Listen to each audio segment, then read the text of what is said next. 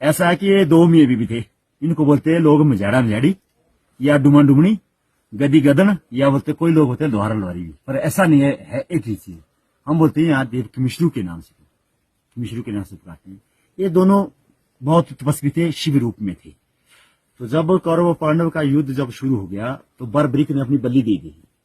बलि देने के बाद जो है अपनी श्री दे दी। उसका जब युद्ध खत्म हुआ तो कृष्ण ने उनको कौरव और पांडव को काम सौंपा हुआ था कि इसको जो है किसी ऐसे स्थान पर रख दिया जाएगा जहां की किसी की आवाज तक न, सुनसान जगह होनी चाहिए। तो जब युद्ध खत्म होगा तो काम पांडवों ने शुरू कर दिया। पहले एक पांडव इसको ले गए राजस्थान, वहां बोलते इसको खाटू